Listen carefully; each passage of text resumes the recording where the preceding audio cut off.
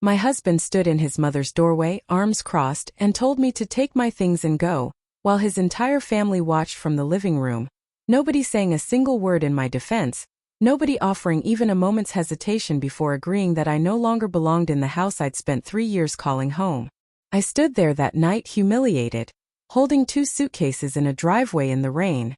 genuinely believing my life had just fallen apart beyond repair. What none of them could have possibly known watching me drive away that night was that 3 months later, a single lottery ticket I bought out of pure exhausted impulse would change absolutely everything. Stick with me, because the family who threw me out for being worthless was about to watch me become worth more than they'd ever imagined possible. My name is Genevieve Lark. I'm 30 years old, and for 3 years I lived in the Boone family's large suburban home alongside my husband, Marshall Boone, his mother Estelle, and his younger sister Paisley, an arrangement I'd agreed to reluctantly when Marshall's father passed away and Estelle insisted the family needed to stay together during that difficult period of grief and financial adjustment. What I understood as temporary, compassionate support gradually calcified into something considerably more permanent and considerably more one-sided. I contributed steadily to household expenses throughout those 3 years, took on an increasing share of caregiving responsibilities as Estelle's health declined, and consistently absorbed criticism from both Estelle and Paisley regarding everything from my cooking to my career choices to my inability, after 2 difficult years of trying, to give the family the grandchild Estelle repeatedly mentioned wanting. Marshall, throughout those years, never once stood firmly in my defense, choosing instead a familiar, exhausting pattern of quiet neutrality whenever his mother or sister criticized me directly, a pattern that gradually revealed itself, that final devastating night, as something considerably closer to quiet complicity than simple conflict avoidance. Marshall and I met 5 years ago, married after a relatively brief but genuinely happy courtship, and initially lived in our own modest apartment for the first 2 years of our marriage, a period I still remember as the happiest of our entire relationship, before his father's sudden death fundamentally reshaped our living situation and gradually, our marriage itself. Estelle Boone, Marshall's mother, had never been particularly warm toward me throughout our courtship or early marriage, maintaining a polite but noticeably distant relationship that I'd initially attributed to her generally reserved personality rather than any specific disapproval of me personally. That distance shifted considerably once we moved into her home following her husband's death,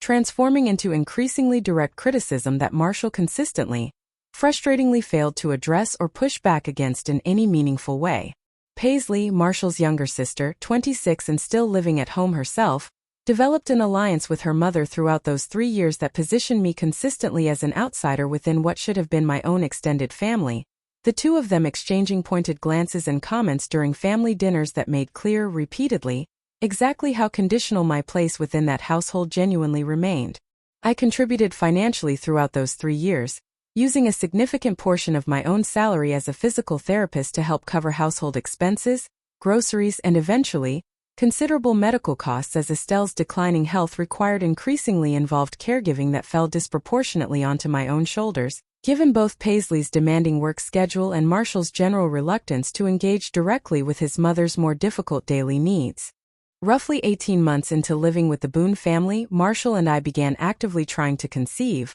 a process that gradually revealed considerable fertility challenges that required months of medical appointments, difficult conversations, and mounting emotional strain that Estelle and Paisley seemed entirely unable, or perhaps unwilling, to approach with any genuine sensitivity or compassion. Estelle's comments grew increasingly pointed as months passed without a pregnancy, questioning openly, often during family dinners, whether I was really trying hard enough, or whether my demanding work schedule as a physical therapist was somehow interfering with what she clearly considered my primary responsibility within the family, a responsibility she never once framed as equally Marshall's own. I endured 2 difficult, painful miscarriages during that 18-month period, each one devastating in ways that required genuine time and space to grieve properly, grief that Estelle and Paisley consistently minimized, treating each loss as simply further evidence supporting their growing narrative that I was somehow failing the family through circumstances entirely beyond my own control or responsibility.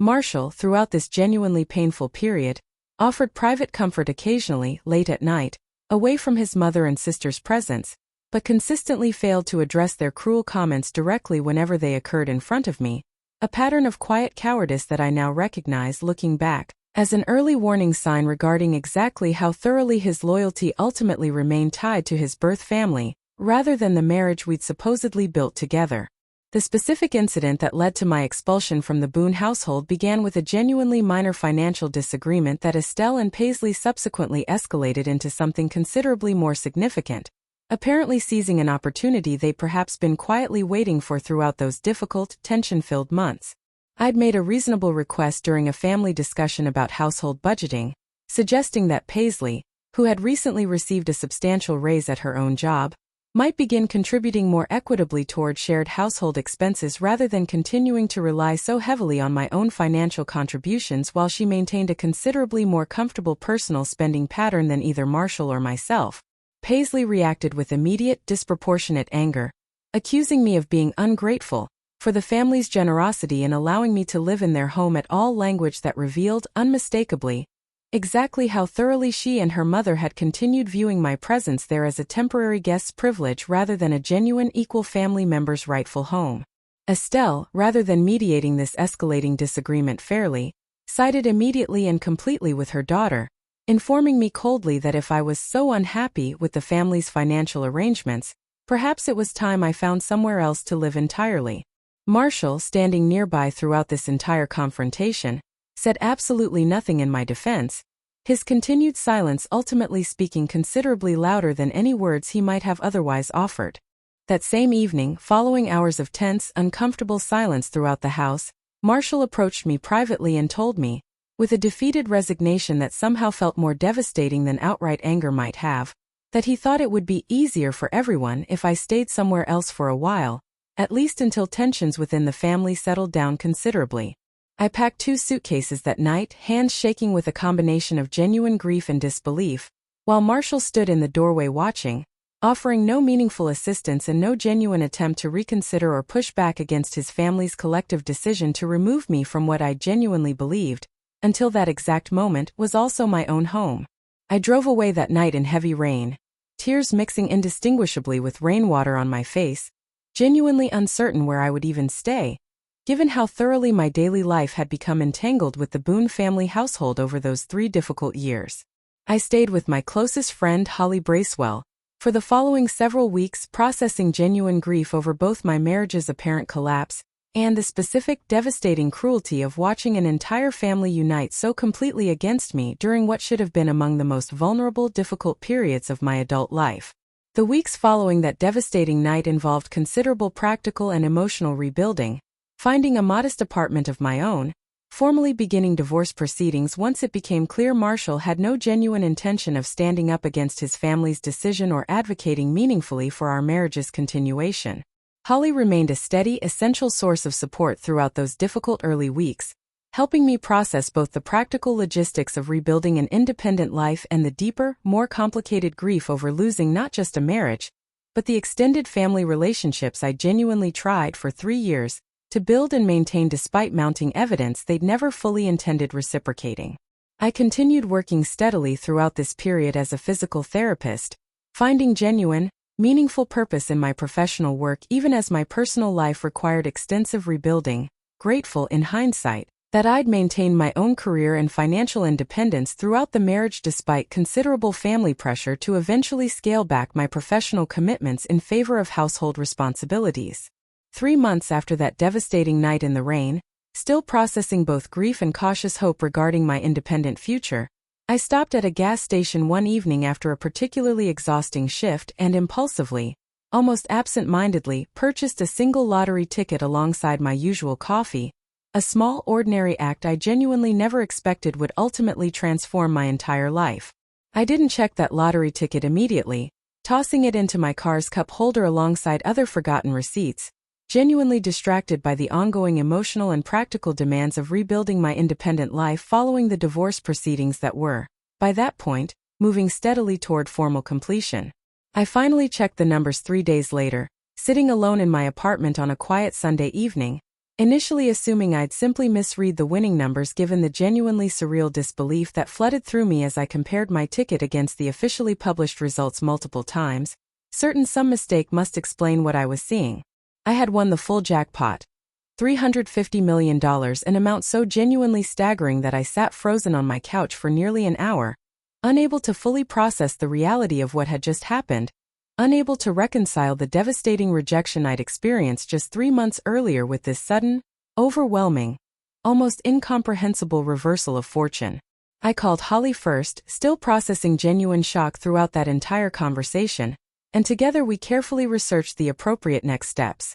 Securing the ticket safely, consulting with a financial advisor and attorney before making any public claim, understanding clearly that this sudden windfall required careful, deliberate handling rather than any impulsive announcement that might compromise either my safety or my long-term financial security. I worked closely over the following weeks with a financial advisor named Foster Gantry and an attorney, Rosalind Pike, both specifically experienced in managing sudden windfall situations, establishing careful trust structures and privacy protections before formally claiming my winnings through the appropriate legal channels. I chose to claim my winnings through a private trust rather than any public announcement, a decision Rosalind strongly recommended given both general security concerns associated with sudden extreme wealth and my own specific, genuine desire to process this life-changing development privately, away from the immediate scrutiny and complicated reactions I anticipated receiving from the Boone family once they eventually learned the truth. I didn't tell Marshall or his family anything about my winnings during those initial months,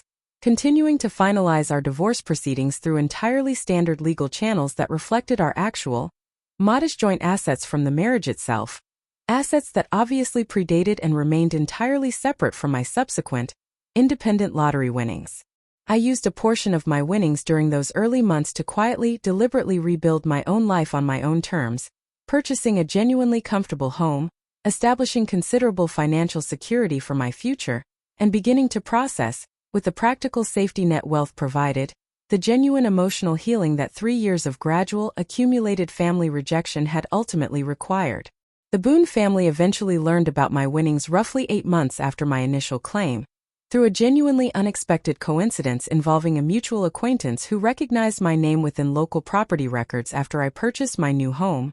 Information that spread quickly, once uncovered, throughout our shared social circle. Estelle called me directly within days of this discovery, her tone shifting dramatically from the cold dismissiveness she displayed during our final confrontation months earlier into something considerably warmer, almost affectionate, immediately raising the possibility of family gathering together again now that circumstances had apparently changed so significantly. Paisley reached out shortly afterward as well, her own message carrying a similarly transparent shift in tone, mentioning specific financial pressures she was currently experiencing and wondering, given our family history,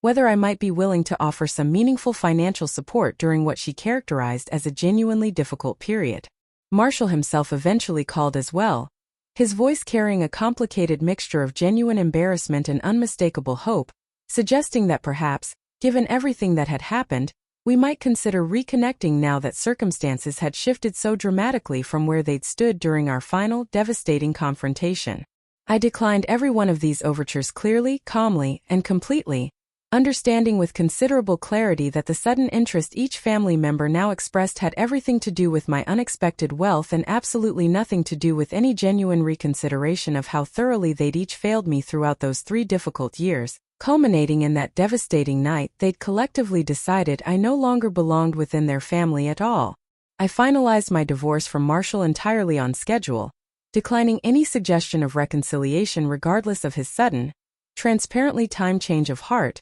understanding clearly that genuine partnership requires standing firmly beside someone during life's most difficult moments, not simply reappearing once circumstances have shifted dramatically in someone's favor. I established a modest, meaningful charitable foundation using a portion of my winnings, specifically focused on supporting women navigating divorce and family estrangement, work that felt genuinely purposeful given everything I'd personally experienced throughout those 3 difficult years within the Boone family household. Standing in my own home, genuinely secure and independent for the first time in years, I thought often about that devastating night in the rain, about the family that had once told me, unmistakably, exactly how little I actually mattered to them. I didn't need their belated, transparently motivated attempts at reconciliation to feel genuinely whole again. I'd already built something considerably more valuable than their approval had ever represented.